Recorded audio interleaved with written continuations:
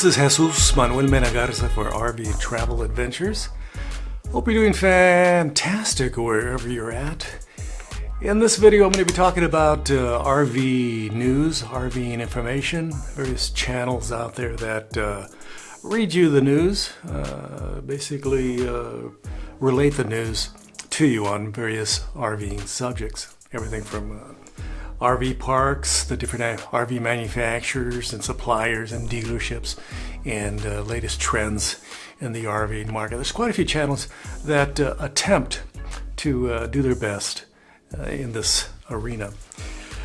I just wanted to talk about what my background is. I'm going to talk about my background first, and what gives me a little bit of a leg up on other folks out there that are trying to do this type of YouTube channel, basically RV news channel.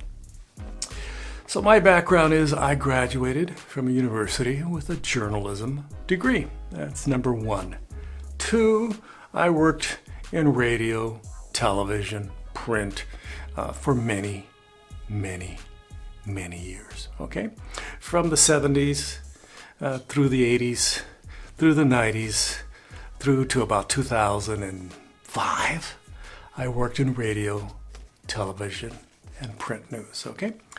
Back in the day, in the 70s, there would be a room in one of my radio stations in Santa Cruz area, and it would have the teletype. It would make all kinds of little teletyping noise. It would actually type the information on the news, about the news that I'll be eventually reading, along with the local stories. So these were the national or regional news that would come off the teletype.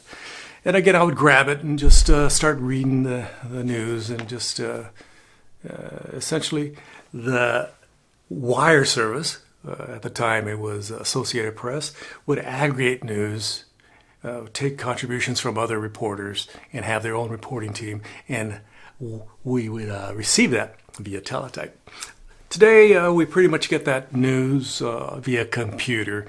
And when I was working in Austin, Texas, at my last commercial gig at KLBJ News Radio 590, KLBJ, an AM station, where I read the news and also did some reporting, it would come on the computer, and I would just cut and paste and create a script and do the news on the half hour, on the hour, and once in a while and other times during the day. Okay, so as a journalist, I have experience in radio, television, and print, and I also studied journalism at a university, at the time rated the number 3 school of journalism in the nation. Just happened to live, pretty close to it. I was born and raised just a few blocks from this excellent university. And I got my degree again in what? I got it in journalism.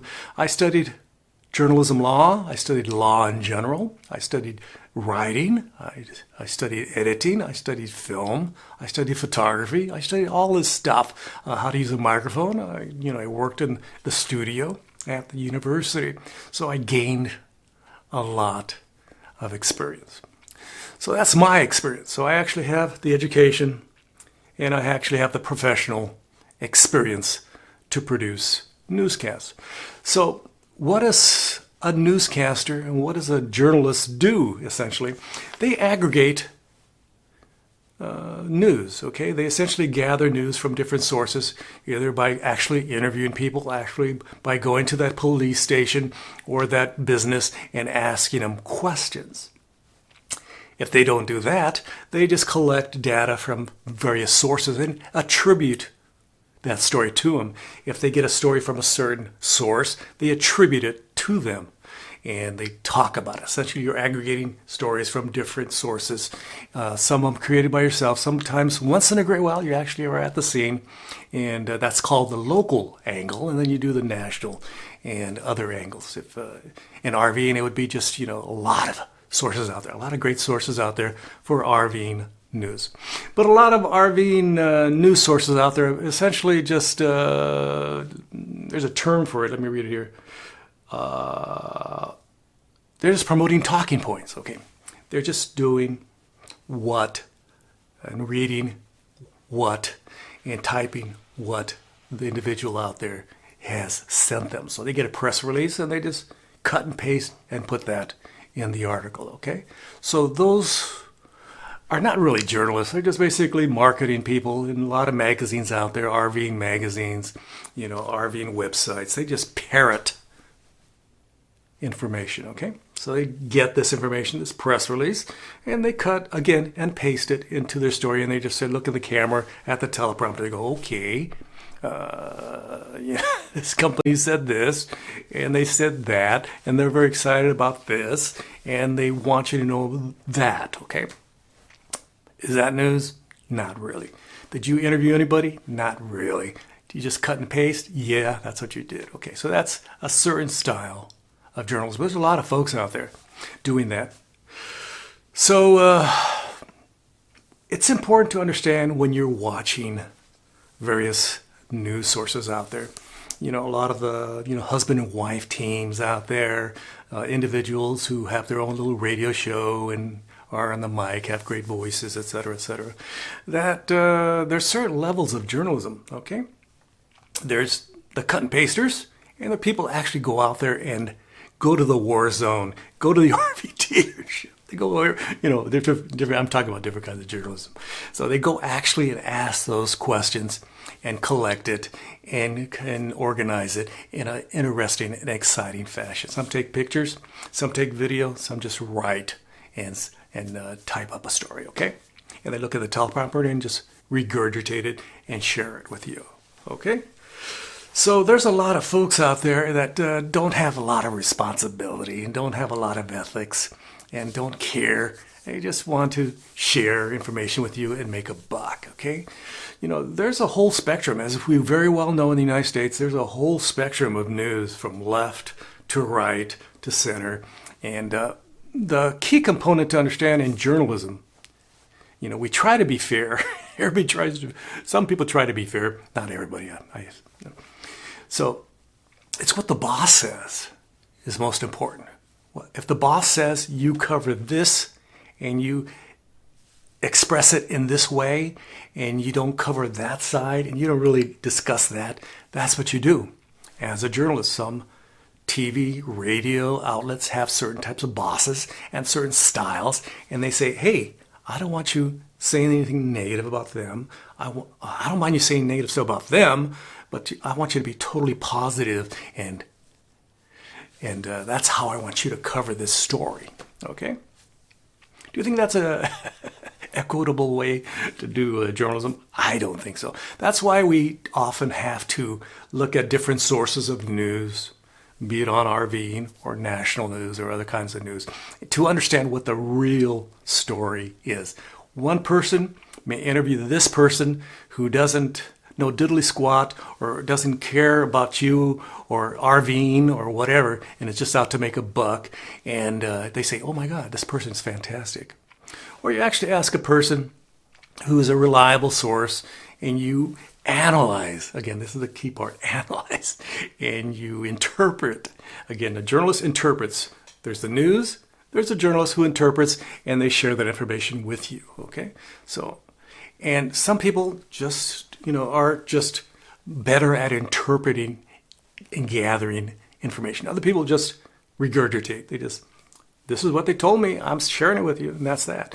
So it's always good to get different sides of the story when possible. If one company says they're announcing a product, you're essentially going to read that press release, and you're not going to try to give your opinion and say, oh my God, that's horrible.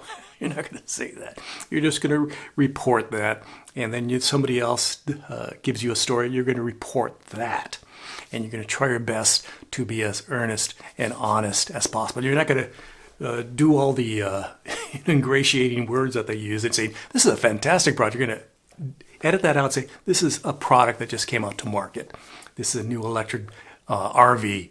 It just came out to market. These are some of the facts about that product. You're not going to report back and say, the company says this is the best thing since sliced bread. Okay? You're not going to do that. At least you're not supposed to do that. So I'm thinking about doing more journalism on this channel. Maybe create a monthly little report I'm considering it, but that requires actual work, and I'm retired, and I must admit, as I'm getting older and older and older, I'm getting lazier and lazier and lazier. And those are the hard facts with this old dude, okay? So I hope you're doing fantastic wherever you're at. Let me just check my notes and make sure I didn't miss anything. Blah, blah, blah, blah, blah. Again, some journalists are more responsible. Others are just regurgitating what somebody told them, and they call it good. I've been in journalism so long that I've seen one reporter interpret a story this way. They read that first line, and then I read the second and third lines, which totally invalidated what they originally said, because everybody has a perspective. Everybody is a filter. You get information, you interpret it and filter it, and then it goes out to the public.